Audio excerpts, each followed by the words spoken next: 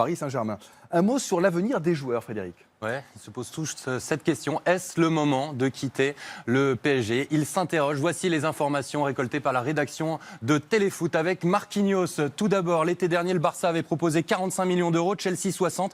Ils sont de nouveau sur les rangs, tout comme Manchester United. Le joueur s'interroge pour partir. Marco Verratti est également sollicité par le Barça et par le Bayern de Carlo Ancelotti.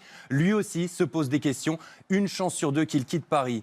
Angel Di Maria avait reçu une offre du club chinois entraîné par Fabio Cannavaro à Noël. La tendance est un départ de l'Argentin, d'autant qu'il permettrait au PSG de récupérer les 63 millions d'euros investis. Blaise Matuidi continue de s'interroger, comme l'été dernier où il avait failli rejoindre la Juve. Il a reçu une proposition de prolongation, mais aucun accord n'a été trouvé. Adrien Rabiot, très sollicité. On n'a mis que quelques clubs seulement parmi tous ceux qui sont intéressés, mais il ne veut pas entendre parler de son avenir pour le moment. Il doit digérer. Il est sous contrat jusqu'en 2019, mais sa prolongation est donc mise en stand-by. C'est un dossier prioritaire à Paris, tout comme celui d'Edinson Cavani, qui était pourtant le plus avancé. Il est sollicité. Il dispose aussi d'une proposition pour prolonger 2 ans et devenir le plus gros salaire du club. Mais après cette élimination, il s'interroge aussi.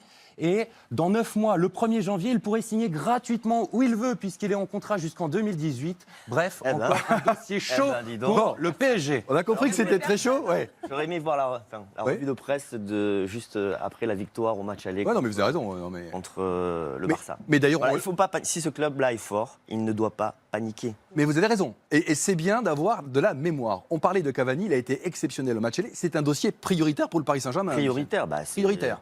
C'est le meilleur joueur de cette équipe.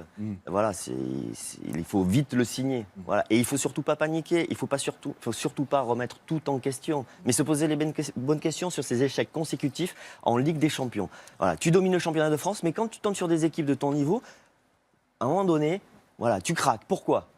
Votre message est très très clair. On va terminer Téléfoot avec évidemment Monaco. Monaco qui va porter les chances françaises en Ligue des Champions. Il va falloir battre